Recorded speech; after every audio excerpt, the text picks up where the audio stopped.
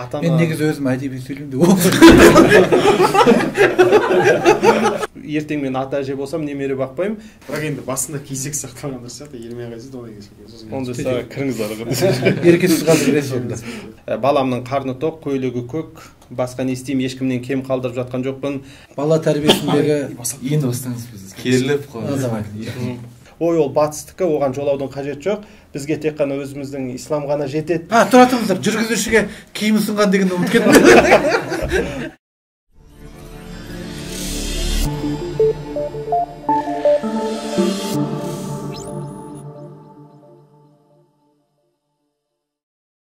Ал армысыздар, құрметті әріптестер. Бүгін мінекей тақырыбымыз бала тәрбиесіне, бала психологиясына байланысты болып отыр. Адамның бір қызығы бала деген ұлы Абай атамыздың жолынан, жыр жолынан осындай бір жолды алып отырған жайымыз бар. Енді қош келдіңіздер. Біз әңгімемізді ары қарай бастай берейік. Құрметті Елжас мырза, бүгінгі заманда бала тәрбиесі, бала психологиясы өте маңызды. Осы маңызға қалай ие болып жатыр? Осы уақытқа дейін ата-ана кішкене бір аттың басын тізген жіберіп алған сияқты, енді осы жіберіп алған нәрсені қайтадан қолға алу басталды. Осы жайында айтсаңыз. Өте орынды, өте дұрыс нәрсеге келіп тоқталдыңыз.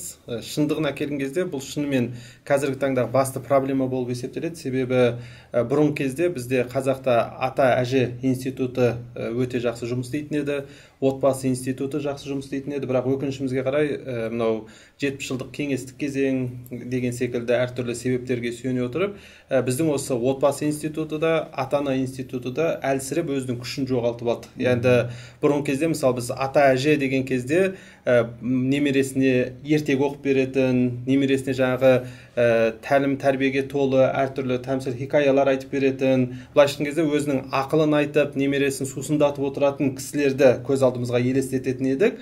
Бірақ өкінішімізге орай қазіргі таңда ондай ата әжелерді жиі кездестіре бермейміз. Қазіргі таңдағы ата әжелердің өзі әлі күнге дейін өздерінің бір жас сезінгісі келеді, мүмкін өздерінің жастық шақтағы көрмеген қызықтарын қазір көргісі келеді, немесе қазіргі мынау дамыған технологияның жетегінде олар да кетіп қалды. Мысалы қазір әрбір ата әженің қолында бір телефон деген секілді, немесе мысалы мына үндінің, түріктің сериалдарын мысалы бірінен кейін бірін көріп, немере көбінесе жайына қалып жатыр. Немесе тіпті кейбір ата-аналар, ата әжелер жаңағы мен немере бақпаймын дейтін деңгейге келді деп айтсам болады. Өйткені біз осыған байланысты өзіміз арнайы сауалнама жүргізіп, халықтың ойын біліп арнайы сауалнама жүргізгенбіз. Сол кезде көптеген кісілер ертең мен ата әже болсам немере бақпаймын, мен қыдырам деген секілді кәдімгідей бұны ашық түрде өздерінің ойын білдіріп жатыр.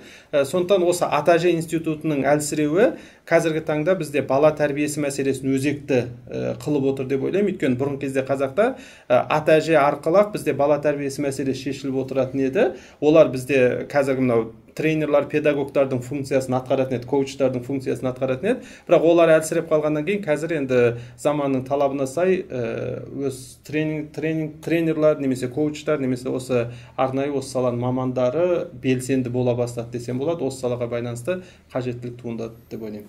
Бүгінгі заманда мынау қазіргі ата-аналар әсіресе жастар, балалардың тек материалдық жағынан жетіліп дамыған бірінші орынға қойып, олардың мінез құлқының, қабілетінің дамуына көп мән бермей жатқан сияқты. Осы жайында ойыңыз қандай? Енді бұл қазіргі заманның бір талабы деп ойлаймын. Өйткені материалистік кезеңнен өттік, одан қазір капиталистік кезеңге келдік деген секілді. Барлық нәрсе осы материалдық нәрсе, барлық нәрсе ақша деген нәрсеге келіп тіреліп қалғаннан кейін, бұдан бала тәрбиесі үлесін алып жатыр деп ойлаймын. Яғни қазір көптеген ата-аналар әйтеуір баласын бағып өсіргеніне риза болып, мәз болып жүр. Яғни баламның қарны тоқ, көйлегі көк, басқа не істеймін, ешкімнен кем қалдырып жатқан жоқпын, қатарынан қалмасын деп әйтеуір жұмыс істеп жүрміз деген секілді тіркестер өте жиі қолданылады. Бірақ бұл жерде қатардан қалмау да барлық нәрсе тек қана материалдық өлшеммен ғана өлшеніп жатыр. Яғни ел қатарлы киінсін, ел қатарлы ішіп жесін, жаңағы басқалар секілді планшет ұстасын, айфон ұстасын, немесе басқа нәрселерді ұстасын деген секілді тек материалдық жағдайда ғана бұл өлшеммен өлшеніп жатыр. Өкінішке орай балалардың сезімдері, олардың қабілеттері, әлеуеттері, немесе олардың рухани дамуы деген секілді мәселелер көбінесе көлеңкеде қалып жатыр деп ойлаймын. Қазіргі таңдағы бала тәрбиесіне байланысты әртүрлі проблемалардың туындауының да басты себебі ретінде осы сезімдердің рухани дамудың ескерілмеуі деп айтсам болады. Егер біз осы бала тәрбиесі мәселесін шешкіміз келсе, онда баланы тек қана материалдық қажеттілігін қамтамасыз етумен ғана шектелмей, олардың сезімтал дамуларына, жаңағы рухани дамуларына аса қатты көңіл бөлуіміз керек деп ойлаймын. Ереке, өзіңіз жай былай ата-анасыз, өзіңізде бала тәрбиелеп тұрған әкесіз. Сіздің өміріңіздегі бала тәрбиесі, бала психологиясы қандай дамуда, өзіңіз жайында, балаңыз жайында жалпы айтсаңыз. Мына бала тәрбиесі деген кезде біз бала тәрбиесін екіге бөліп қарау керек сияқты көрінеді маған. Қалай? Исламдағы бала тәрбиесі бар, және батыстан келіп жатқан бала тәрбиесі бар. Бұл екеуінің ара жігін ажырату үшін ислам мәдениеті мен батыс мәдениетін жақсы тану керек та бізге, әсіресе ата-аналарға. Бұл қалай? Мысалы, исламда бала тәрбиесі, әсіресе балаға тәрбие беру, алқа дейді ғой, халқа дейді бұны, алқа. Алқаға барыпты, баласын алқаға беріпті, алқаға қосыпты, жаңағыдай. Ұстаз бар, алқаланып отырып, сол жерде жаңағыдай білім алыпты деген сияқты нәрселер болатын. Бұл кездейсоқ нәрсе емес. Неге кездейсоқ нәрсе емес? Алқа болып отыру. Геометрияда алқа деген жалпы шеңбер ғой. Шеңбердің басталатын жері жоқ. Шеңберді қай жерден бастасаңыз, сол жері басы болуы мүмкін да шеңбердің. Сол үшін алқада отырған бала кейде өз пікірін айта алатын ұстаздың дәрежесінде болуы мүмкін. Ұстаз жаңағы шәкіртінің немесе баланың пікірін тыңдай алатындай бір шәкірт болуы мүмкін. Сол үшін исламдағы мәдениет жаңа алқаға қосу, алқаға апару, былайша айтқан кезде орта жасау балаға тәрбие алатын. Жаңа Шәкәрім атамыздың бір сөзі бар ғой. Ата-анасы, айналасы, замандасы қылған іс. Ата-анасы бірінші, айналасы, замандасы қылған іс, тәлім берер, соған ерер, тағы келер бір туыс дейді. Яғни адамның жаңағы баланың тәрбиесіне бірінші ата-анасы тікелей әсер етеді, айналасы, замандасы және солар қылған іс әсер етеді. Сол үшін бізде жаңағыдай бала тәрбиесіне келген кезде барынша жаңағы исламдағы бала тәрбиесіне. Енді исламдағы бала тәрбиесі қалай деген кезде, исламда баланың жаңағыдай пікіріне құлақ асу, баланың жаңағыдай ойын тыңдау, меніңше жаңағыдай баланы бір үлкен бір ағаш алып келіп, содан бір жонып шығару емес. Керісінше соның табиғатына байланысты бүкіл себептерді жасап, қалған нәтижені Алладан күту, Аллаға сұрау. Өйткені мысалы пайғамбарлардың өміріне қарасақ, Нұх пайғамбардың баласы имансыз өтіп кетті. Кемеге мінсейші балам деген кезде кемеге мінген жоқ. Бұл жерде пайғамбар бола тұра баласын менің тәрбиеме иілуің керек деп күштеген жоқ. Баласына мүмкіндік берді таңдауға.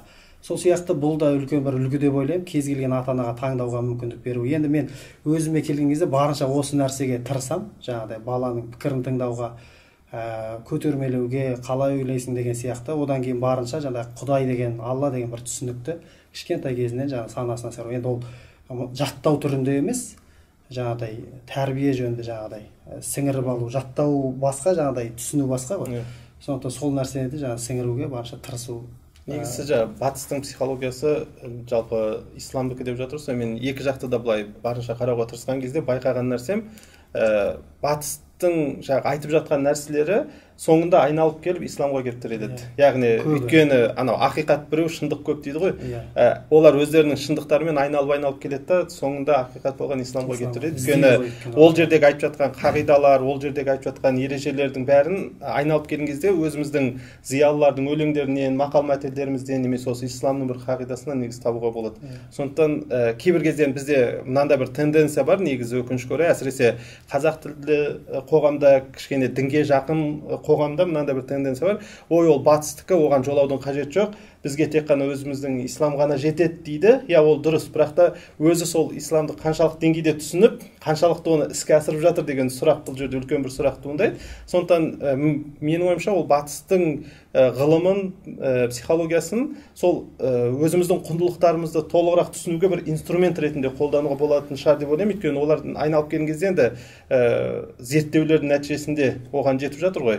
Ал енді біздің өзіміздің енді қарапайым халық ретінде қараған кезде біздің қоғамда енді исламды сондай деңгейде зерттеп, үйреніп біліп жатқан ата-аналар да, жалпы мамандар да өте аз деп ойлаймын. Қазір мұсылманмын деп айтқанменен сөзде қалып жатыр. Сол сөзбен шектеліп жатқандықтан біз маған жетеді деу көп жағдайда жетпей қалады да. Сондықтан менің ойымша мына жақтағыны алып фильтрдан өткізе отырып қолданса дұрыс болады. Фильтр өте дұрыс, жаңағыдай фильтрға салу өте маңызды нәрсе, әсіресе осы бала тәрбиесінде. Енді жаңа исламда айтады ғой, баланы тәрбиелеме, өзіңді тәрбиеле. Бұл да жаңағы батыс несінде бар. Ағылшындардың мақалы ретінде есептеледі. Өзіңді тәрбиелеме, жаңағы баланы тәрбиеле. Бұл да сол жаңағыдай исламның ішіндегі айтылған. Дұрыс айтасыз, ақиқаттар бір болуы мүмкін, бірақ сол жаңағы түсінікке келген кезде сол фильтрді жақсы нету керек, ескеру керек. Өйткені батыстың көзқарасымен ислам құндылықтарымен және қазақы тәрбие туралы айтылып жатыр да. Осының ара-жігін бір ашып алсақ қалай? Батыстық құндылықтар деп нені меңзеп тұрсыз деген? Жалпы мынандай нәрсе, енді мен өзім жаңағы салыстыра келе алған тұжырымдамам, батыста бөлшектеу бар, исламда бірлеу бар да. Енді бірлеу, оны терминімен айтсақ, жалпы не дейміз оны, таухид деп айтсақ, енді сәл термин күрделі болуы мүмкін, бірақ бірлеу, жалпылама бірлеу. Бұл бірлеу тек қана Алланы бірлеумен шектелмейді, бұл таухид деген түсінік. Бұл адамды бірлейді, адамның ішін, адамның денесімен, жаңағыдай рухын, адамның сезімдері мен ақылын бәрін жинайтын нәрсе. Егер бұл нәрсе бірікпесе, онда адам шашылып кетеді, адамның ішінде жаңағыдай шайқас пайда болады. Адамның ішінде шайқасып жатса, онда оның сыртындағы исламның ешқандай бір құны болмауы мүмкін да. Сол үшін ал енді мен батыс деп айтатын себебім, жаңағы батыста ақылға қатты мән берген кезде рухты тастап қойды да. Рухқа дұшпан болды. Рухқа қатты мән берген кезде ақылға дұшпан болды. Ал исламда ондай емес. Исламда тең қарайды, бәріне ортақ қарайды, және біріктіруге тырысады. Сол үшін жаңағы батыста кезінде дінге қатты бет бұрған кезде, ғылымға бет бұрғандарды жаңағыдай жер домалақ деп айтқан үшін өртеу, дарға асу, қудалау болды ғой. Одан кейін батыс сол дінді, дін деген кезде ол жалған дін, жалған ақиқат, оны тәрк еткен кезде ғылымға ашылды. Бізде де кейде сондай мүмкін болуы мүмкін, жаңағыдай кейбір түсініктер ислам деген шапанды жамылып келіп, адамдарға ислам болып көрінуі мүмкін, бірақ батысты біз батыс деп айтқанмен, ол жерде сырты батыс болғанмен ішіндегі құндылықтар ислами құндылық болуы мүмкін. Сол үшін жаңа фильтр деп тұрғаным осы нәрсені меңгеруге, енді батыс пен исламды салыстырғанда осындай нәрсе бар да, біріктіру бар және бөлу бар. Ермек мырза, жаңа сіз Нұх пайғамбардың және ұлының арасында қатынасты айттыңыз ғой, оны да бір кейс деп қарай аламыз ғой. Сонда ол жағдайды қазірде көреміз да, мысалы қаншама үлгілі өнегелі отбасылар бар да. Мысалы әке-шешесінің бәрі отбасылық құндылықтарды, қазақи құндылықтарды сақтайды, дін қажет болса діннің де бүкіл шарттарын орындайды, парыздарын.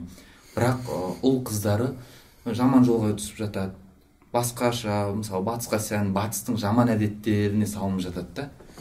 Ал кейбіреулері мысалы әке-шешесі мысалы жаман жолда немесе дұрыс емес өмір салтын жүргізсе де өздері дұрыс жолға түседі.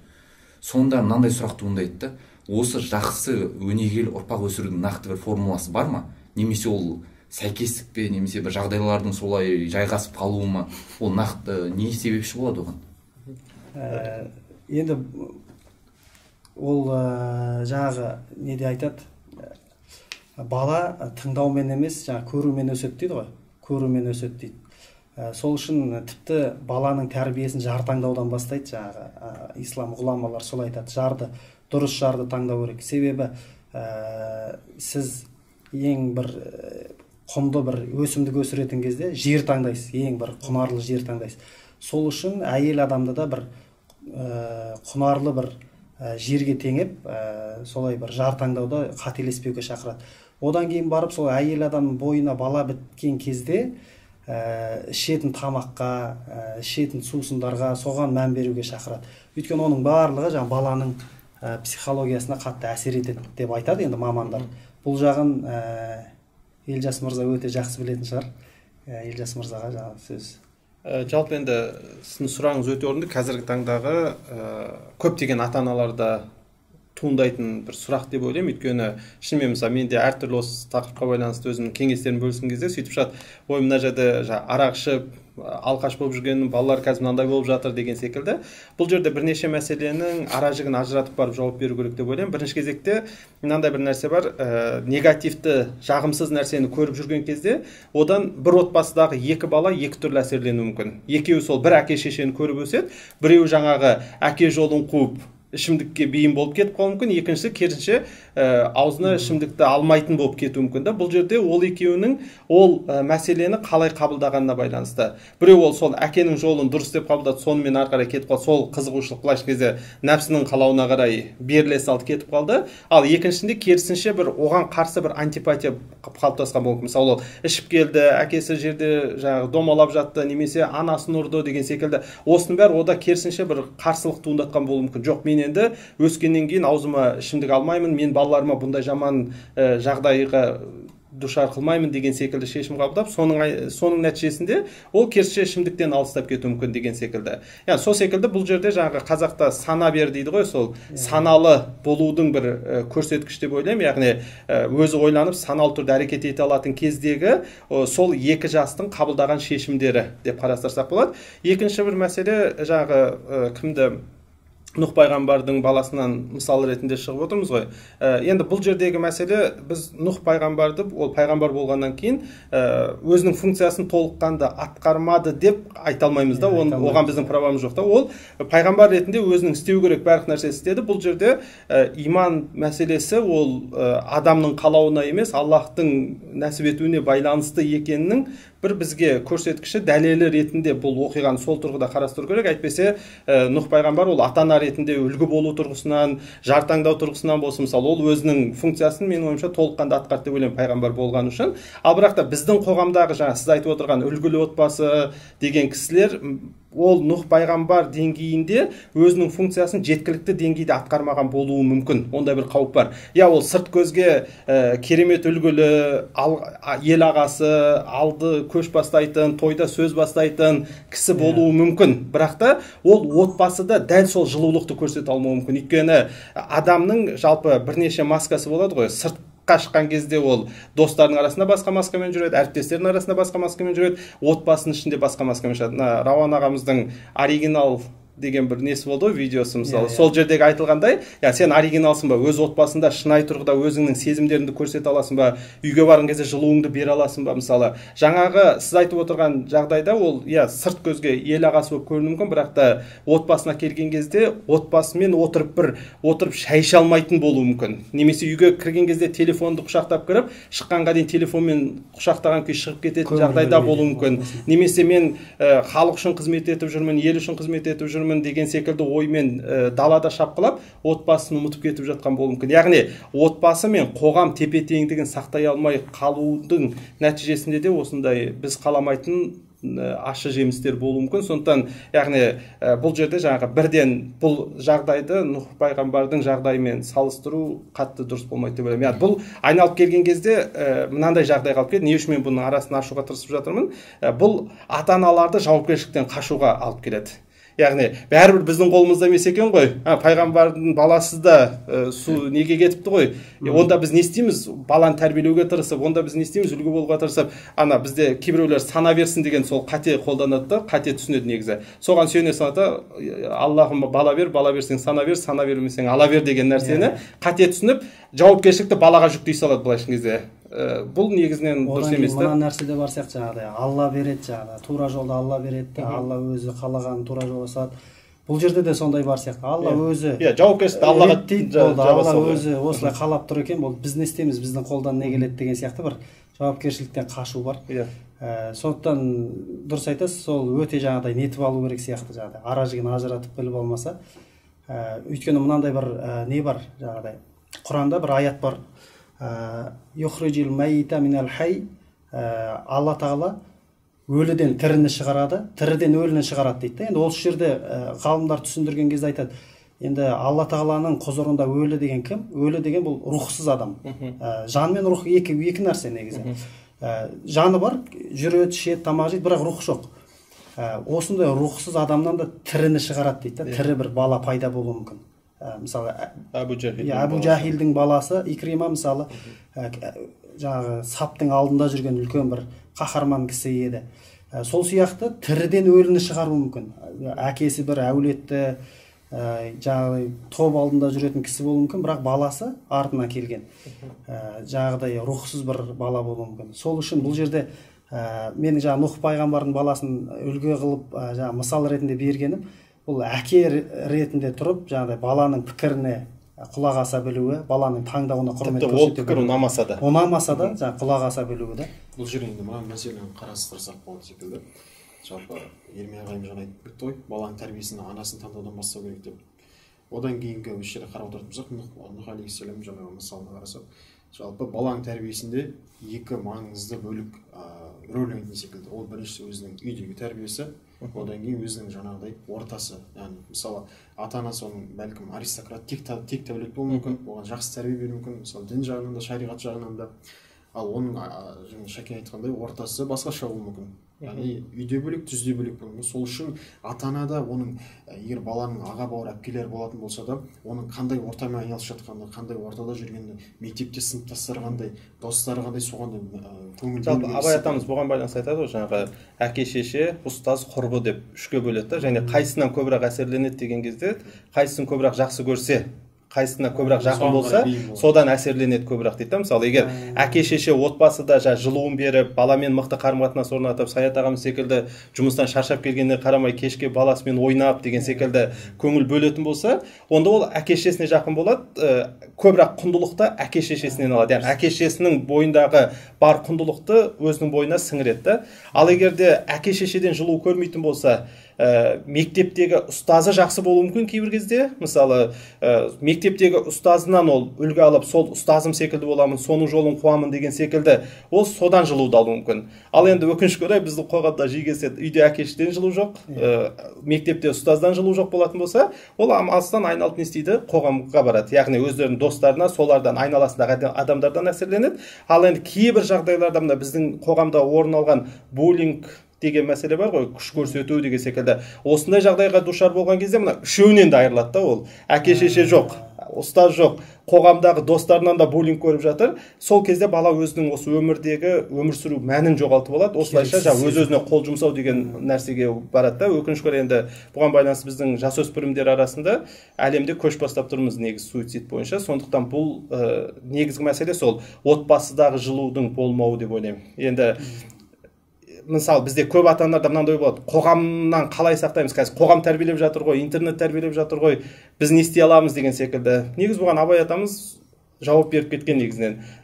Қоғамнан да, басқа нәрседен де сақтаудың жолы сен отбасыдағы жылулығыңды сақтай алу. Я ол қоғамнан әсерленеді, әртүрлі жаман сөз үйреніп келуі мүмкін, немесе кейбір нәрселер сіңіп келуі мүмкін, бірақ егер әке шешемен байланысы мықты болатын болса, қандай да бір өзіне түсініксіз бір жағдай болған кезде келіп әке шешесімен сөйлесе алатын болса, ондай жағдайда оны түзету оңайырақ. Әке шешесі өйткені ол үшін авторитетті, құнды. Ал егер де әке шешемен арада мықты байланыс болмайтын болса, әке шеше қанша нәрсе айтса да, тіпті оның айтып жатқан нәрсесі 100% ақиқат болса да, ол оны қабылдамайды. Өйткені неге арада байланыс жоқ. Бұл жерде отбасыда үлкен рөл атқаратын, біз кейде айтамыз ғой негізі. Енді біздің қоғамда басым ұлттар, ол бірінші қазақ, өзіміздің жерімізде, одан кейін екіншісі орыс ұлты ғой негізі. Көп осы біздің отбасында кейбір мүшелер айтады, жаңағыдай жалпы қазақ отбасыларында орыстармен салыстырып, яғни біздің қазақ отбасында орыстардағыдай баланың пікірін сұрау жоқ деген айтады. Яғни мысалы көп байқайтынымыз, жалпы шынымен оны мойындау керек, орыс ұлтының жалпы оның ата-аналары көбінесе балаларының пікірлерін сұрайды, жай ғана сұрақ қоймай, оның бір құрдасы секілді, оның қатарласы секілді пікірін сұрайды да. Сол жерде сіздің айтып отырғаныңыздай жаңағыдай көңіл бөлу мәселесі. Мынау бағана ағамыз айтып өткен фильтр мәселесі тағы да өзінің рөлін атқару керек. Өйткені толығымен бір елдегі әдіс тәсілді алып келіп екінші елге көшіре салу ол іске аспайды, өйткені ол жерде менталитет мәселесі бар деген секілді. Енді ол кісілердің жаңағы пікір сұрауы, мысалы, өйткені көшеде кетіп бара жатқан кезде кішкентай баласын жетектеп бара жатып, ерінбей баласымен ана үлкен адамша сөйлесіп бара жатады. Мысалы, мен бұған қатты қызығам. Бірақ та бұл жерде жаңағы дос болу деген нәрсе, бұл педагогикалық тұрғыдан ол қатты аса дұрыс нәрсе емес. Яғни дос секілді сырласу деген нәрсе бөлек, дос болу деген бөлек. Яғни ата-ана мен бала ешқашан бір-бірімен дос бола алмайды. Ата-ана ол әрқашан ата-ана болады, бала ол әрқашан бала болады. Бірақ екеуі дос секілді сырласа алуы мүмкін. Тіпті біз ата-аналарға кеңес берген кезде айтамыз, балаңызбен дос болмаңыз. Өйткені оның онсыз да көп досы бар, жалғыз ғана ата-анасы бар. Оны жалғыз ата-анасынан айырмаңыз деп айтамыз да. Сондықтан да бала мен ата-ана ешқашан бір-бірімен дос бола алмайды. Дос секілді қарым-қатынас орната алады. Дос секілді сырласып, әңгімелесіп, дос секілді ойнап сөйлесе алады, бірақ дос бола алмау керек. Яғни бағанағы жердегі проблема сол. Өйткені қатты дос секілді болып кеткен кезде алдағы уақытта баланың бетімен кетіп қалу деген қауіп туындайды. Осылайша жаңағы, өйткені мен осы мысалды берген кезде ата-аналар да маған қарсы шабуыл басталады. Ой, оларды да көріп жүрміз ғой, әке-шешесін апарып тастайды, 18 жастан кейін қарамайды деген секілді. Оның себебі де осы дос болу деген принципті бұзулары да негізінен. Сондықтан сырласу керекпіз, бірақ та жаңағы бетімен де жіберіп алмау керекпіз да. Жаңағы тәртіп мәселесі, тәрбие мәселесі ол параллельно жүріп отырмаса, ертең жаңағы шынымен балаларымыз бізді тастап кету қаупі де туындауы мүмкін. Осы мәселені ескеру секілді, жалпы қазақ бір ғана баланың тәрбиесіне тек қана бала ғана көңіл бөлмей, оның айналасындағы да басқа факторларға әсер еткен. Қазақта көрші ал дейді ғой, үй алма көрші ал дейді. Сол секілді мысалы жаңағы әйел алма қайын ал деген секілді сөздер ғой енді. Бұл жерде жаңағы анасын таңдаған кезде мән беру керек. Одан кейін жалпы қазақтың ұғымында кейбір керемет сөз бар ғой, атаңа не алсаң алдыңа сол келеді деген. Яғни біз мысалы бәлкім болашақта сіздер қазір ата-анасыздар, біздер ата-ана болуымыз мүмкін. Яғни біздер өзіміздің ата-анамызға қалай қарасақ, сол секілді басқа туған туыстарымызға қалай қарасақ, оны бала көріп өседі, және де соны болашақта бізге де істеуі мүмкін деген нәрсе ғой. Сол үшін де соған да мән беру керек секілді осы нәрсе. Ежес мырза, жаңа сіз боулинг мәселесі туралы айттыңыз ғой. Сонда енді қазір Қазақстан өзіне қол жұмсау бойынша бірінші орындардың бірінші қатарда тұр. Ол енді адам санына шаққанда солай келетін шығар. Статистика ғой ол. Статистика бойынша. Статистиканы алдам негізінен көбінесе былай Америкада көп белең алған ғой.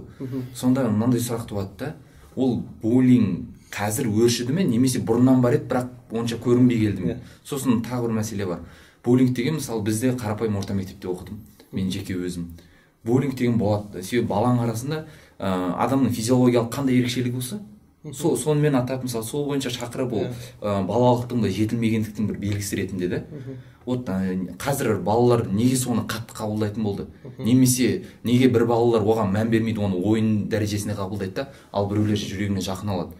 Мысалы боулингті қабылдамауда ата-ананың рөлі қандай? Мысалы ата-анадан жылу көрген бала қабылдап, жылу көрмегені қабылдамай ма, әлде қалай деген ғой принцип. Жалпы бұл жерде ата-ананың басты міндеттерінің біреуі, жаңағы ағамыз бағана айтқандай, тек қана материалдық жағдайды ғана қамтамасыз етпей, балалардың сезімтал дамуы, эмоционалдық интеллект деген шығып жатыр ғой қазір. Мысалы, сондай сәттерде өзінің сезімін басқара алу деген секілді, немесе жаңағы қатты жанына жақын қабылдамау деген секілді нәрсенің бәрі сол сезімтал дамудың нәтижесінде болатын нәрселер.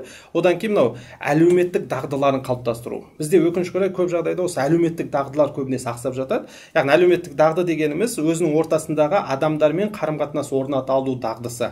Яғни керек кезде сөйлесу, керек кезде жаңағы өзіне қарсы жауап бере алу, керек кезде өзін қорғай алу деген секілді әлеуметтік дағдылардың қалыптаспауы қазіргі таңда басты проблемалар. Енді әлеуметтік дағдыда, сезімтал дамуда бұның бәрі отбасыда іске асатын нәрсе. Өйткені отбасыда әке-шеше бірге сөйлесіп, бірге оның пікірін біліп, оны тұлға ретінде қабылдап, мойындап, сыйлаған кезде ол да өзіне сенімді болады. Ол да жаңа бір ортаға барған кезде өзін емін-еркін ұстай алады, сөйлесе алады деген секілді.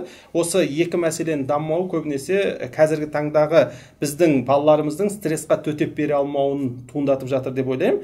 Одан бөлек екінші бір мәселе мынау, қазір мысалы сіздің кез, біздің кез, ағаларымыздың кездері, бұның бәрі әртүрлі кезеңдер болып есептеледі. Бұны ғылымда арнайы кезеңдерге бөліп тастаған, жаңа өздеріңіз де білесіздер, X, Y, Y, Z деген секілді. Одан жаңағы қазір альфа деген шығып жатыр, әртүрлі буындар деп қарастырылады. Яғни мысалы бұл буындардың қақтығысы ол әрқашан болып отырады. Мысалы ата-әжелерді қарасаңыз, олар ана келініне көңіл толмай жүреді, біз деген кезінде деген әңгімелер басталады. Дәл сол секілді біздің әке-шешеміздің бізге көңіл толмайтын жақтары бар мысалы. Өйткені салыстырмалы түрде қарайды, біз өзіміз осындай едік, мына балалар мынандай деген секілді. Дәл сол секілді ертең мысалы бізде өзіміздің балаларымызға қарап көңіліміз толмайтын жерлер болады. Бұл поколениялардың, ұрпақтардың қақтығы сол әрқашан болып отыратын нәрсе. Өйткені ол заманның өзгеруіне байланысты адамдардың да бейімділігі қалыптасулары әртүрлі болып есептеледі. Мысалы, қазіргі Z поколениясы, альфа поколениясы, қазіргі біздің балалардың, қазір боулингте ұшырап жатқан балалардың басты ерекшеліктерінің біреуі олардың бұрынғылармен салыстырған кезде аса қатты сезімтал болуы. яғни бұрын мысалы бізге әке шешеміз ұрысып жатқан кезде біз андай ешнәрсе болмағандай отыра беретін едік қой былайша кезде басқа нәрсе ойлап деген секілді. Ал қазіргі балалар кішкене қабағын шытып қалсаңыз, кішкене бір қаттырақ сөз айтып қалсаңыз, көз жасаурап шыға келеді да мысалы. Бұның өзі олардың аса қатты сезімтал екендігін көрсетеді. Сондықтан қазіргі Z ұрпағының сезімтал болуы да мына буллинг секілді нәрселерге ерекше қатты әсерленуіне, төтеп бере алмауына алып келіп жатыр деп айтсам. Жаңағы Z ұрпаққа қанша жастағы балалар енеді негізі? Енді Z ұрпақ көбінесе миллениумды не істейді, 2000-нан былай қарай деген нәрсе пікірді көбінесе қолданады. Енді осы біздің тәрбиелеудегі барысындағы балаларымыздың жасы көбіне сонда 2000-нан бері қарай қылар ғой, иә? Енді қазір 2000-нің өзі былай қараған кезде 21 жасқа келіп қойды ғой негізінен. Қазір біздікілер енді көбісі сол 2019-дан, 20-дан былай қарай қазіргі жас ұрпақ 15-тен былай қарай ғой, өйткені 2000-нің басы уже қазір үйленіп уже әке-шеше болайын деп жатыр да. Енді осы тақырыбында ары қарай ойымызды өрбітейік. Қалай ойлайсыздар, ойларыңызды айтсаңыздар. Осы Z ұрпақтың ішінен біз тұлғаны қалай қалыптастыруымыз керек? Өздеріңіз ойларыңызды, тәжірибелеріңізді жинақтап айтсаңыздар. Тұлға болу үшін, жақсы тәлім тәрбие беру үшін осы ұрпаққа қалай қызмет етуіміз керек? Қазір біздің ұрпақтың жалпы несі қызық қой, себебі адамзат тарихындағы ең технологиялық дамудың ең шыңында тұрмыз, ең көшінде. Сондықтан бұрынғы адамзатқа, бізге дейінгі адамға таңсық болған дүниелермен әрекеттесіп өмір сүріп жатырмыз да. Сонда мысалы соғыс кезінен кейінгі мысалы жоғалған ұрпақ деген термин бар, жазушыларға қатысты қолданатын. Қазір соны мақсатсыз ұрпақ деп қолданады да біз жастарға. Себебі былай қарасаң бәрі бар, бүкіл жайлылық жасалған. Аштан өлмейді, қандай жағдайда суықта үсіп қалмайды. Қорқыныш жоқ. Қорқыныш жоқ. Былай аурудан өліп кетемін ау деген жоқ. Былай қатты күрт ауру болмаса, бүкіл жағдай жасалғанда, енді андай мәселе шығады ғой. Қиындық болмаса, мақсат та тумайды дегендей. Егер артта мысалы бір итеруші күш болмаса, алды қарай ұмтылыс та пайда болмайды дегендей. Сондықтан біздің қазір Z ұрпақ деген біз жатсызға болды, енді 3-4 жыл айналасы ғой. Сонда бізде қазір мақсатсыз да бәрі бар. Себебі бәрі көп нәрсе оны бізге де істеп қойған, істейін десе қандай үлкен нәрсе болмай жатқандай әсер қалдырады да. Сонда біз мақсатсыз ұрпақ секілді болып қалып жатырмыз. Мақсат болмаса, тиісінше бізде алға жүретін күш те болмайды, ниет те болмайды. Осы орайда мақсатты жетелейтін, мақсатты қимылдататын, мақсатты қоятын оған негізгі фактор себеп болатын ол жігерлендіру ғой, яғни мотивация деп айтуға болады. Мысалы, жалпы бір ұлттың даму үшін, қалыптасу үшін кезінде біздің мысалы қазақ ұлтының алға сүйреген алаш арыстарын білеміз, олар яғни жапондарға қарады. Сол секілді қазір қарайтын болсақ, осы дәл осы бала тәрбиесіне қатысты біздер енді әртүрлі стереотип болуы мүмкін. Десек те мынау еврей ұлты олар бала тәрбиесіне келген кезде өте қатты мән береді оған, өздеріңіз білетіндей. Жалпы өзінің ерегім бойынша білетін, оларда негізгі фактор отбасындағы үлкен әсер етуші балалардың, мысалы біз білеміз әлемдегі көп миллиардерлердің, көп жалпы табысқа жеткен адамдардың ұлттарын былай негіздеп қарасақ, еврей ұлттан шыққан ғалымдардан Нобель сыйлығын алған көбінесе олардан неге деп сұрақ болатын болса, олардың негізгі түп қазығы негізгі миссия сол отбасына басталады екен. Қарапайым жаңағыдай пікірін сұрау, баланың сабақтан келгенде бүгін не өттің деп одан тек қана ата-анасы ғана сұрамайды екен. Оның туған туыстары дастархан басынан не отыратын болса да соның барлығын сұрайды. Және де бала ұйқы жататын кезде ертегінің өзінің идеологиясы бар. Ертегі айтудың өзінің бұрынғы сен ата-бабаларың осындай болған, бұлай болған, сен де өскенде ертең осындай жанға айналуың керек, тұлға болуың керек, кемел болуың керек деп солай балаға кішкентай күнінен сіңіреді екен. Және балаға сен жасай аласың, сенің қолыңнан барлығы келеді, балам саған сенемін деген секілді ата-анасы үнемі мотивация береді. Және сондықтан олардың қоғамда қалыптасқан тұлғалары да елге аты шыққан, елге қызмет ететін сондай адамдар. Мақсатсыз деп жатсыз ғой. Соған байланысты менің ойымша басты проблема мақсатсыздықтан гөрі бізде қазір идеологияның болмауы шығар деп ойлаймын. Өйткені бір идеология болған кезде, мысалы еврей ұлтынан айтып жатыр, оларда бір идеология бар. Мысалы олар өйткені істейді, қандай жағдай болса енді олардың мысалы материал жағдай бізден әлдеқайда жоғары да. Мысалы оларда идеология болғандықтан олар не істейді, соған тырысады да. Ал бізде өкінішке орай енді бұл барлық жерде мінберлерде де айтылып жатыр, ұлттық идеология деген нәрсе жетіспейді. Ұлттық идеология болмағаннан кейін ол отбасыда да баланы бағыттайтын бір идеология болмайды да. Әр отбасы шашыраңқы түрде өздерінің ойынша әйтеуір балаға бір бағыт-бағдар беріп жатыр, бірақ ұлттық деңгейде бір идеологияның ойдың болмауы өкінішке орай қазіргі біздің балалардың өзінің алдына бір нақты мақсат қоя алмауына кедергі болып жатыр ма деп ойлаймын негізінен. Жаңа сіз еврей деп кеттіңіз ғой сөзіңіз аузыңызда. Еврейлерден жалпы мысалы Венгрия, Австриядан шыққан ең мықты психологтар ғой. Зигмунд Фрейд бар, Адольф Адлер бар және Виктор Франкл бар. Осы психоанализдің ең мықты үш түрегі деп аталады да. Сонда Виктор Франклдың мынандай сөзі бар да: адам тұлға боламын, байимын деп ұмтылмау керек дейді. Адам бір мәнді жұмысқа, бір құндылыққа ұмтылу керек та. Ал соның барысында тұлға болады дейді. Яғни балаға алдына тұлға бол деген мақсат қоймауымыз керек. Оған мән беруіміз керек және тер төгуге тұрарлық бір құндылық беруіміз керек те. Ол бала соған жету барысында тұлғалық қасиеттер қалыптасады дейді. Бұл да бағанағы айналып келген кезде баланың тек материалдық жағын ғана қолға алмай, оның рухани дамуын қолға алу керек деген нәрсеге келеді. Өйткені бізде өкінішке орай материалдық нәрсеге ғана көңіл бөле бергендіктен, мысалы дастархан басында да отырып алып, мысалы материалдық нәрсе сөйлесіледі, қарыздар сөйлесіледі, кредит сөйлесіледі, салынып бітпей жатқан үй сөйлесіледі, анда бару керек еді, мында бару керек еді. Материалдық нәрсе ғана отбасыда қозғалғандықтан, жалпы отбасыдағы барлық құндылық ретінде барлық нәрсе материалдық нәрсенің айналасында ғана шеңберленіп жиналып қалғандықтан, өкінішке орай біз жаңағы материалдық нәрсеге ғана көңіл бөлетін балаларды тәрбиелеп жатырмыз да, енді өсіріп жатырмыз. Ал егер оның орнына жаңағы керісінше рухани мәселелерді, рухани жағын бірінші орынға қоя алсақ, мысалы, онда одан асқан идеология жоқ деп ойлаймын да. Яғни бала үшін рухани даму, мысалы Алланың разылығын алу деген секілді, немесе бір жақсы бір тұлға болып бұл өмірден өту деген секілді бір мықты идеологияны егер бере алсақ, ата-ана ретінде өзіміз де соған ұмтылушы бола алсақ, үлгі бола алсақ, мен ойымша жаңағы мақсатсыз деген нәрсе шешілер еді. Өйткені мақсат ол мынау технология, материалдық нәрсе емес, мақсат жоғары қарай кетер еді.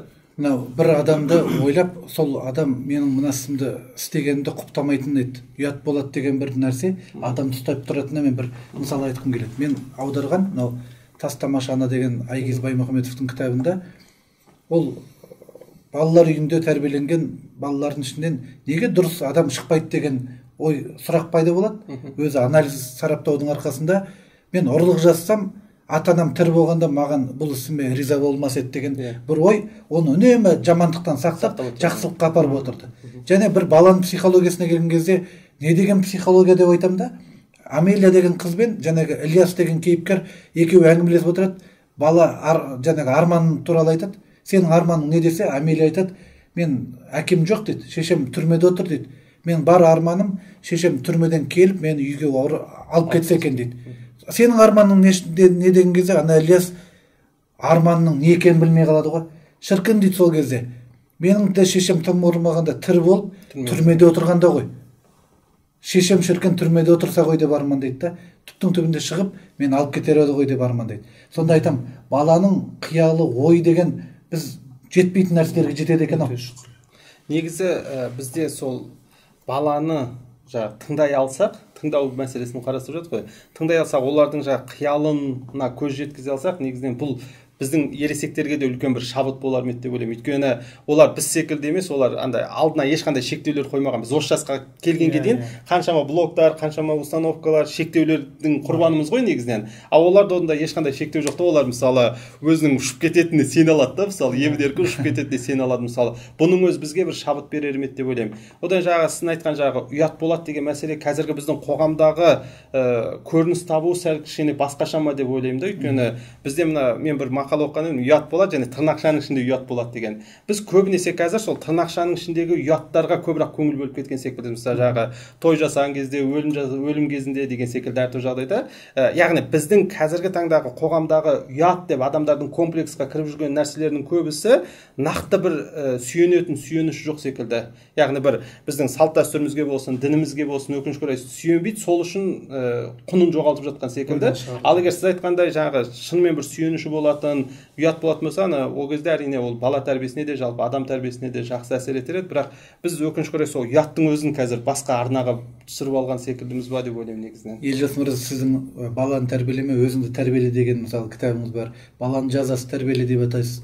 Ермек мырза, енді осы кітаптарда Елжекең айтады, баланы тәрбиелем деп көп бүткенше одан да өзіңді тәрбиеле, өзің ұлыңа үлгісін, ана қызына үлгі дейді. Осы ретте сіз ұлыңызға, қызыңызға қаншалықты үлгі болатындай нәрселер жасап жатырсыз?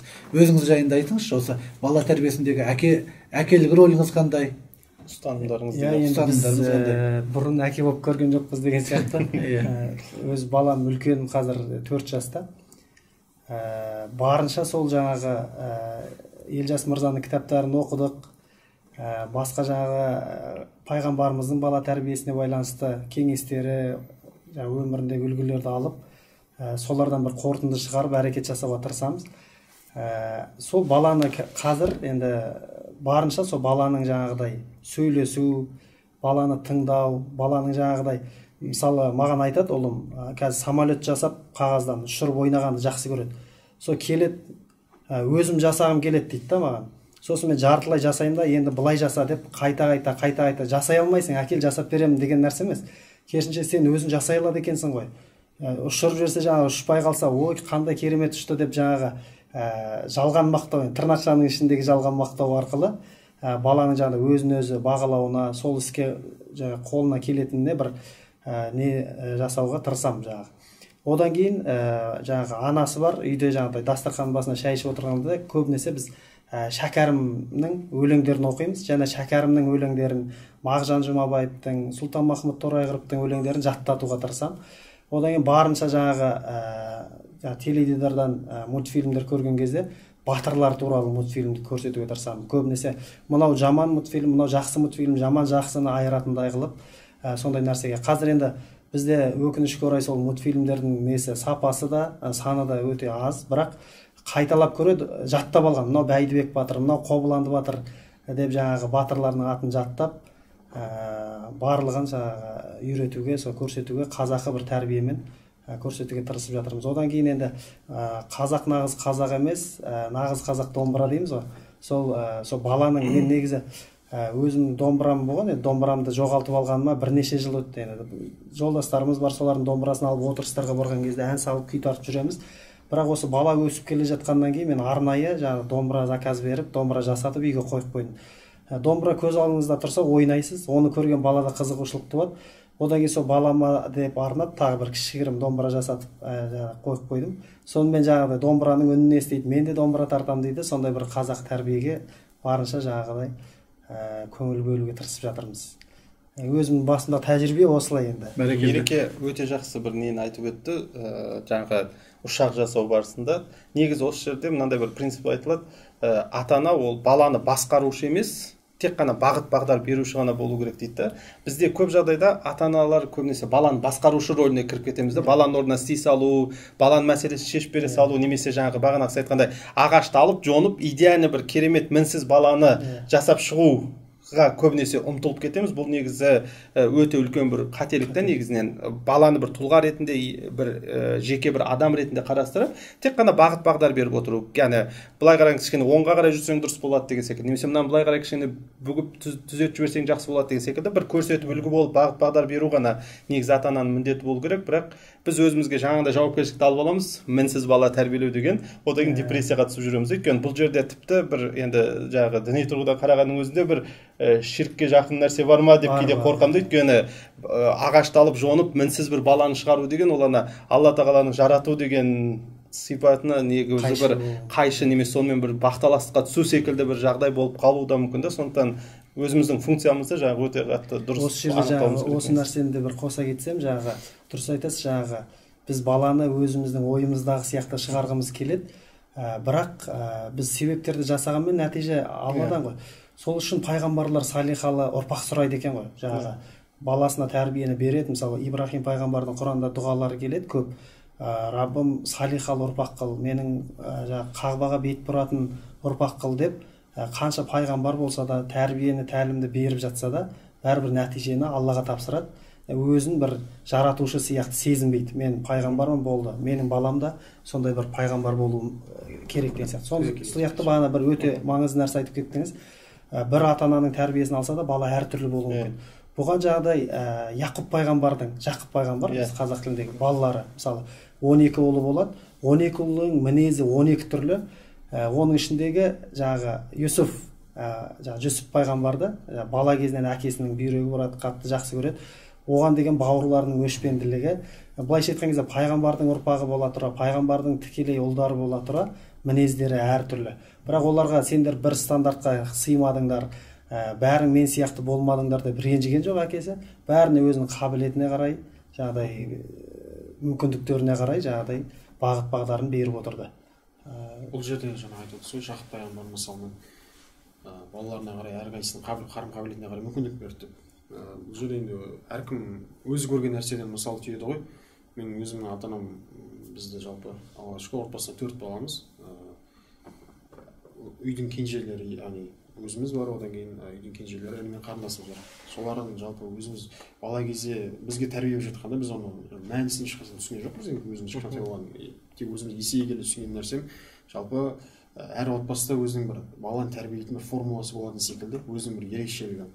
Жалпы өзім байқағаным, өз ата-анамның жалпы біздің үйде өзінің перзенттеріне, яғни балаларға бір еркіндік беру бар секілді, яғни өзінің қарым-қабілетін тауып алғанға дейін, одан кейін тапқаннан кейін ол дұрыс болатын болса, әрине соған қолдау беру, қолдау жасау. Осы нәтижені көріп отырмын. Жалпы десек те, бірақ баланың қарым-қабілетіне қарай дұрыс жолға салудың Елжас аға енді нақты бір жолы бар ма, соны түсіндіре кетсеңіз. Мына жерде сіздің негізде бір қызық нәрсе мені ұстап қалды да, қарым-қабілетін тапқаннан кейін егер дұрыс болса дедіңіз ғой. Ол қандай екен сонда дұрыс болу, яғни баланың қабілеті дұрыс емес немесе потенциалы дұрыс емес деген нәрсе бола алмайды ғой. Бұл жерде айналып келген кезде дұрыс болса деген ол түсінік ата-ананың проблемасы да, ата-ананың проблемасы. Яғни бізде жалпы баланың қабілетіне болсын, қызығушылығына байланысты болсын, мен ата-аналарға қалжыңдап айтамын, сіздердің рұқсат етпейтін қызығушылықтарыңыз бар, рұқсат ететін қызығушылықтарыңыз бар. Бала кейбір нәрсеге қызықса, ол егер сізге ыңғайлы болатын болса, соған рұқсат етесіз, ол нормальный қызығушылық. Ал егер де ол қызығушылық сіздің көңіліңізге толмайды немесе сіздің установкаларыңызға қайшы болатын болса, онда соған рұқсат етпейсіз. Мысалы, қарапайым бір мысал, маған көп ата-аналардың жазатын сұрақтардың біреуі баланың футболға қызығуы. Ұл баланың футболға қызығуы көп ата-аналарға, әсіресе аналарға аса қатты ұнай қоймайды мысалы. Ол қызығушылықты қабылдамайды да қызығушылық ретінде. Өйткені мен оны былай ойлаймын, бізде қазақта асық ойнаған азат, доп ойнаған тозат, бәрінен де кітап оқыған озат дейді ғой, сол. Доп ойнаған тозат деген нәрсе оған сіңіп қалған да. Сөйтіп егер балам доп ойнаса тозып кетеді деп ойлайды да. Бірақ қазір әлем чемпионаты болып жатыр ғой, иә, Европа ма, әлем ба? Сол чемпионатта мысалы көріп жатырмыз. Олар да негізі нормально, егер материалдық тұрғыдан қарайтын болсақ, озып жатыр да, мысалы, бір елдің намысын қорғап жатыр деген секілді. Яғни айналып келген кезде мен мынаны айтқым келіп отыр, бұл қызығушылық, қабілет деген нәрседе өзіміздің тар шеңберімізбен баланы шектеп тастамау керекпіз. Егер баланың қабілеті, қызығушылығы, әсіресе қазіргі Z ұрпақ кезеңінде біз оған шынымен жол аша білу керекпіз да. Өйткені мысалы қазіргі таңдағы біздің балаларымыздың қызығатын нәрселерімен біздің қызығушылығымыз сәйкес келмеу ықтималдығы өте жоғары.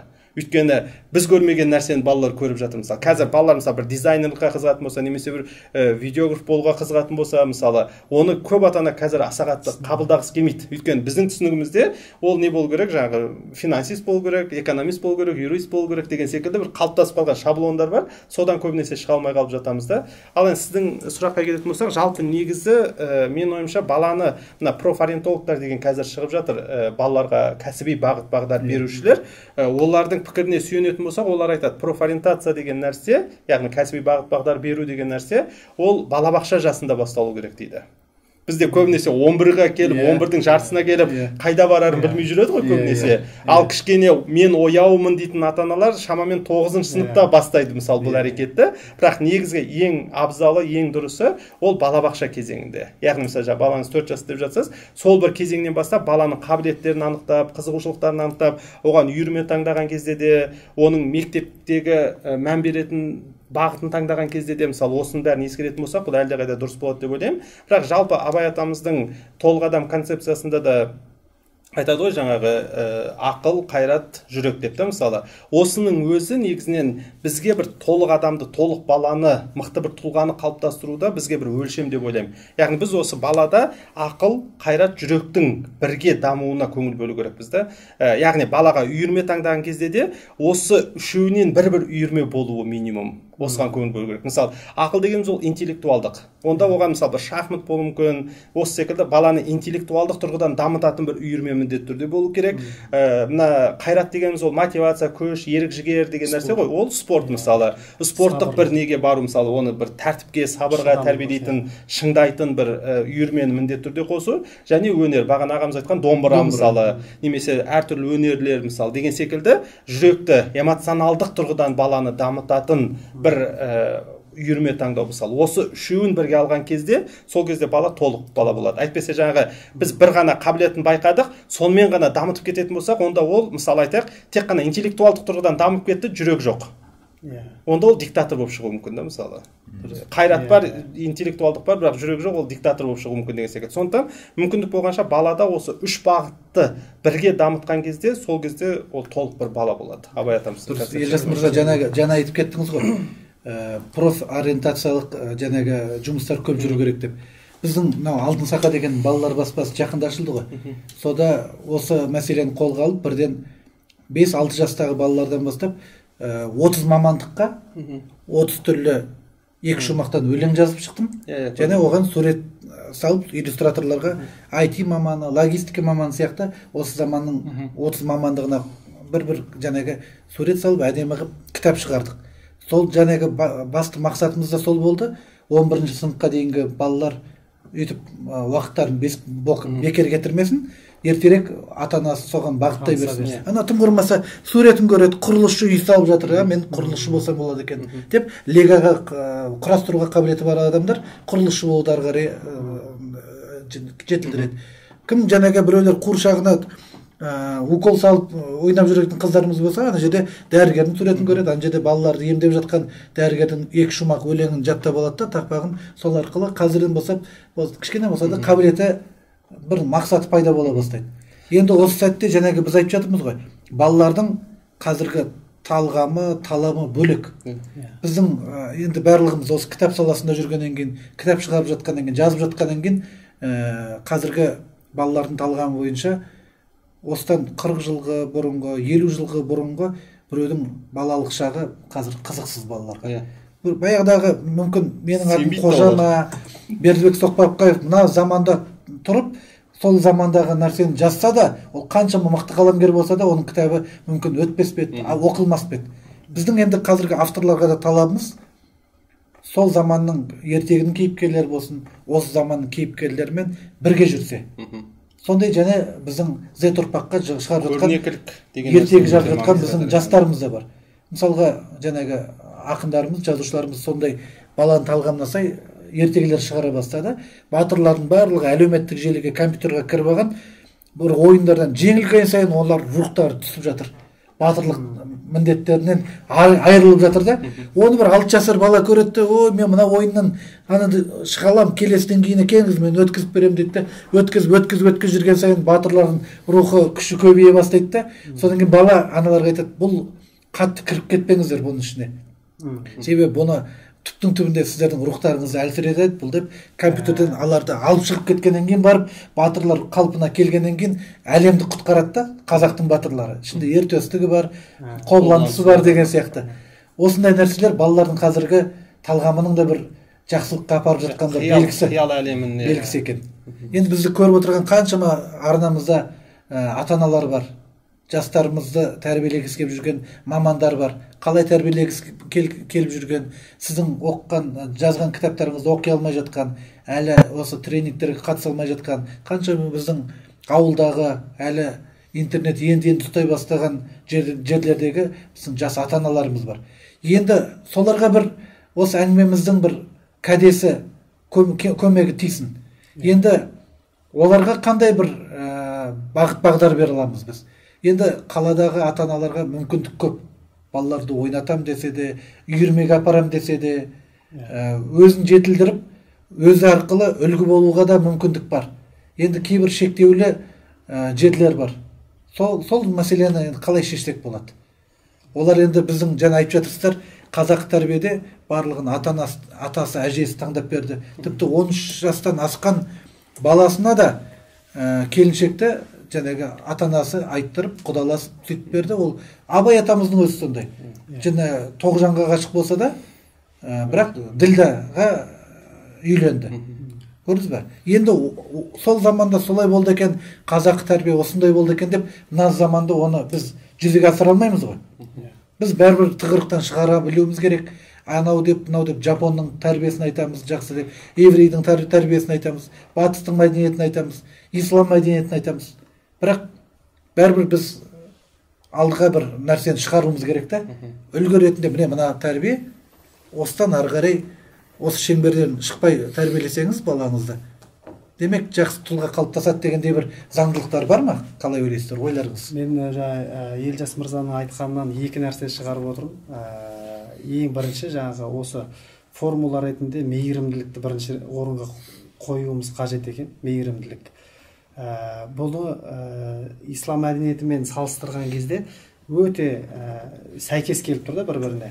Өйткені жаңағы біз енді әлемді жаратқан Алла, адамды жаратқан Алла, енді адамның тәрбиесі де Алладан ғой. Бұған қандай тәрбие керек деген кезде Алла Тағала Рахман, Рахим деп таныстырады екен өзін. Және ғафур, әрбір жаңағыдай тәрбиелік мәні бар бір мысалы аяттар келген кезде бірден Рабб деген есімі келеді екен да, одан кейін Рахим деген есімі, Ғафур деген есімі келеді екен.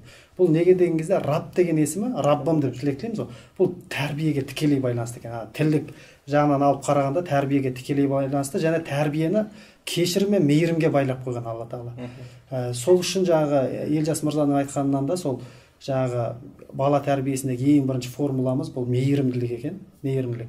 Одан кейін екінші нәрсе жаңағы Абай атамыздың өлеңінен алып шыққан формула. Бұл өте жаңағы ауылда алыс жерде тұратын адамдар болса да осы үш нәрсеге мән берсек, бұл баланың тәрбиесінде мүлт кетпейтінімізге, тіпті енді өте кемел болмаса да тәрбиесінде бір мүлт кетпеуге мүмкіндік беретін нәрсе деп осындайды айта алар едім.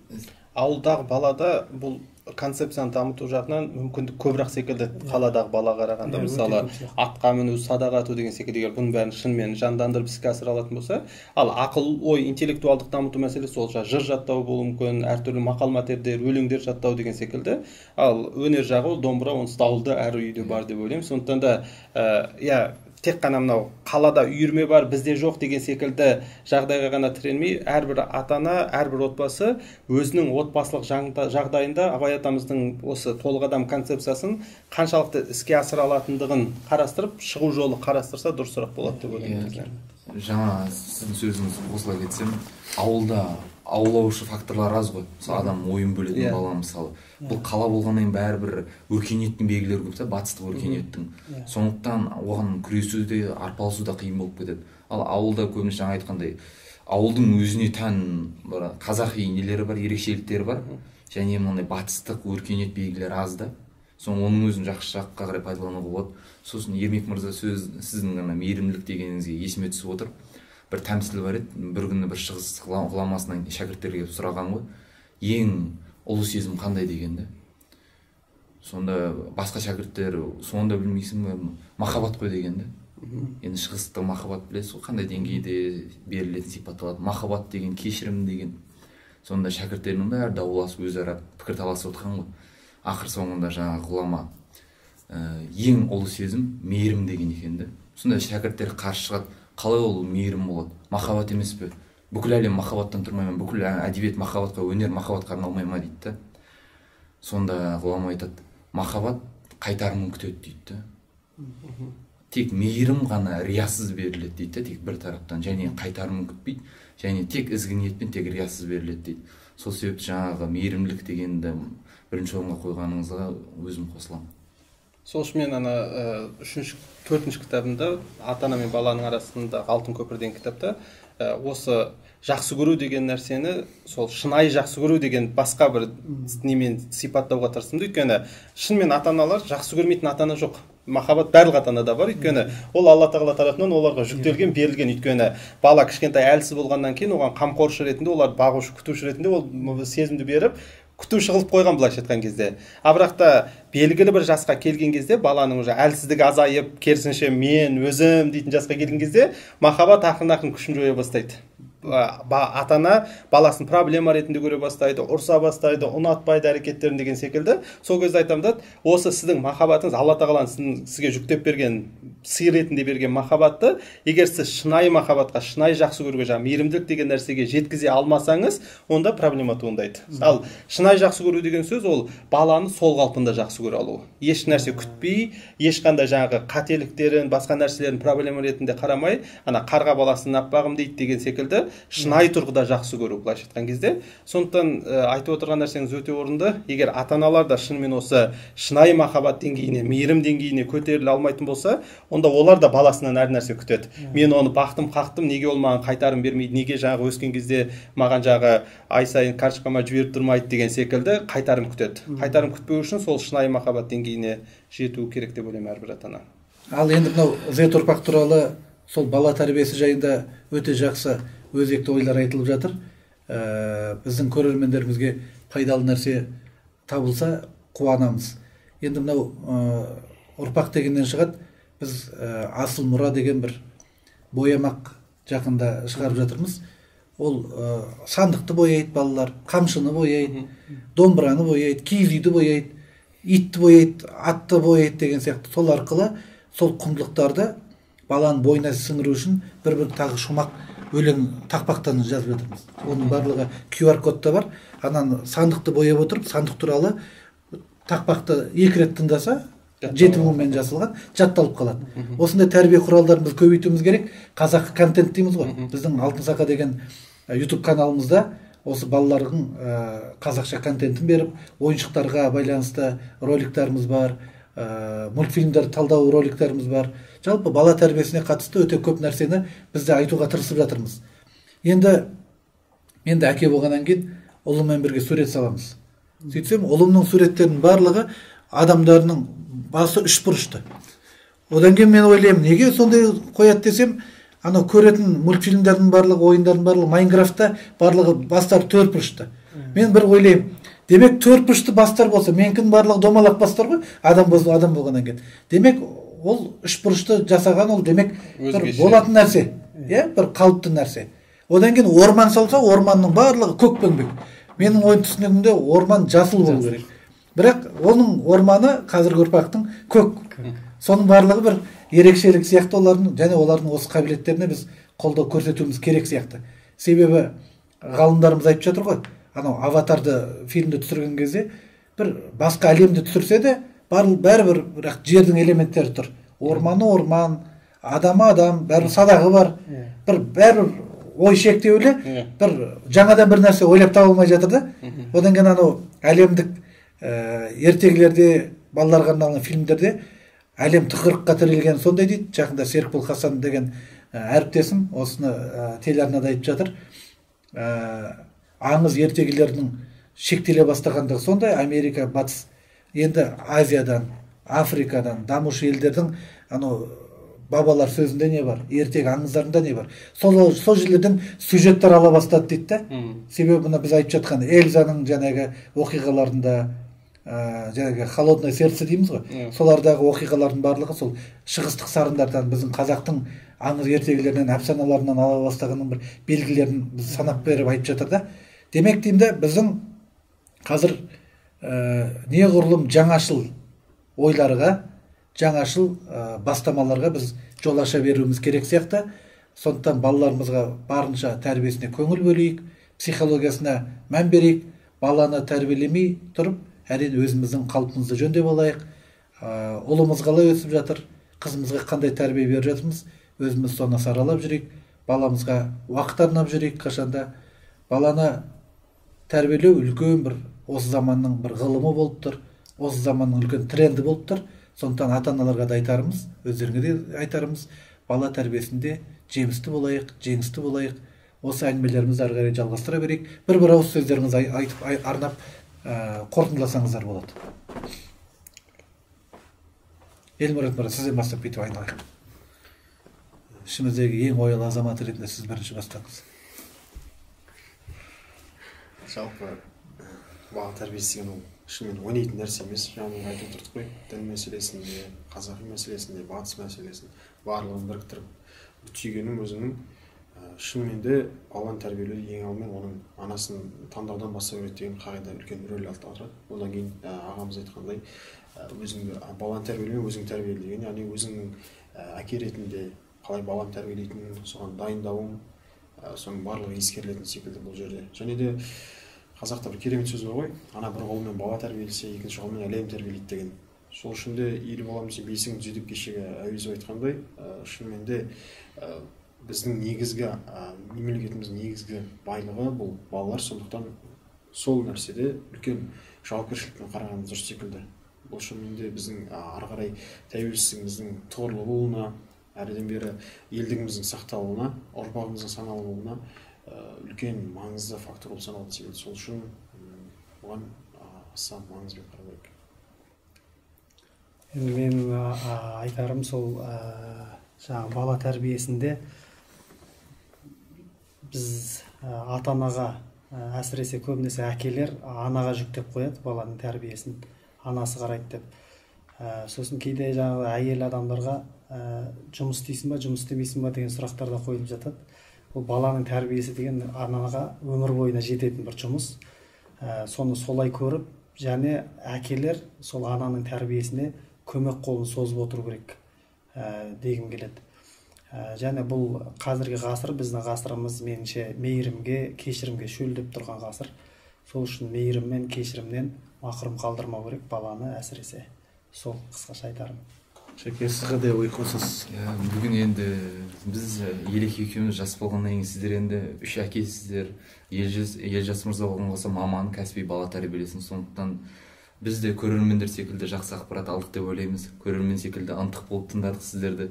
Сондықтан тек тыңдап қана қоймай, бүгін сіздерден естіген, сіздердің тәжірибелеріңізден алған сабақтарыңызды алдағы өмірде де ұтымды пайдаланамыз деген үміттеміз. Жақсы, Елжас мырза. Жалпы енді қорытынды ретінде айтатын болсақ, бізде бала тәрбиесіне байланысты ата-аналар көбінесе бір дайын рецепт күтіп жатады. Яғни мынандай пункттар бар, осыларды орындасаң балаң керемет болып кетеді деген секілді андай идеальный бала тәрбиелеу рецептін күтеді. Бірақ мен бұған өзім маман ретінде түбегейлі қарсымын. Бала тәрбиесінде дайын рецепт бола алмайды. Бала тәрбиесінде тек қана ортақ құндылықтар болуы мүмкін. Бағана ағамыз айтқан мейірім, кешірім деген секілді, бірге уақыт өткізу деген секілді ортақ құндылықтар болуы мүмкін. Ал бірақ та дайын рецепт ешқашан бола алмайды. Әрбір бала өзі жеке тұлға болғандықтан, Алла тағаланың жеке құлы болғандықтан, жеке адам болғандықтан, әрқайсысының өзінің қажеттіліктері, өзінің қабілеті, потенциалы бәрі бөлек болады. Сондықтан қазақта бес саусақ бірдей емес дейді ғой. Егер 5 баламыз болатын болса, 5 балаға 5 түрлі қарым-қатынас орнатуға ата-аналар дайын болу керек. Яғни бұған байланысты Мағжан Жұмабаев атамыз өзі айтады, бала тәрбиесі ол үлкен бір ғылым дейді. Яғни оны кәдімгі зерттеу керек, оқу керек, іздену керек. Мен осыған сүйене отырып өзім айтамын, бала тәрбиесі ол үлкен өнер. Бұл өнерді игеру үшін әрбір ата-ана оқу керек, іздену керек. Кемінде айына бір кітап оқу керек деп ойлаймын. Егер ата-ана кітап оқымайтын болса, қазіргі заманның талабына сай дамымайтын болса, онда мына жылдам дамып жатқан Z ұрпаққа ілесе алмайды. Ертең ата-ана өзінің баласына үйрете алатын позицияда болмайды. Қазіргі таңның өзінде бұның белгілері ақын байқалады. Көп жағдайда бала ата-анасына үйретіп жатады, мысалы заманауи нәрселерді. Сондықтан мен ата-аналарға айтарым, қалып қоймаңыздар, көштен қалмай әрқашан дамып, балаларыңыздан кемінде бірнеше адым алдыда болуға тырысыңыздар. Әрбір бала біздің бақытымыз, байлығымыз, қазынамыз. Сондықтан сол қазынамызды, байлығымызды, бақытымызды аялайық, ардақтайық, құрметтейік. Сол жас ұрпаққа біз алдыда үлгі болуға тырысайық, соларға жол көрсетуге тырысайық. Осы сапарда, осы жолда бәріміздің еңбегіміз табысты болсын. Осындай әңгіме өрбіткен сіздерге көп-көп рахмет айтамын. Біздің дарынды балаларымыз, елімізді жан-жақты дамытатын тұлға ұл қыздарымыз, ұрпағымыз көбейсін. Әрбір ата-ана балаларының бір жақсы бір жетістігін көрсін. Әрбір ұрпақ ата-ананың үмітін ақтасын. Сол күндерге жетейік.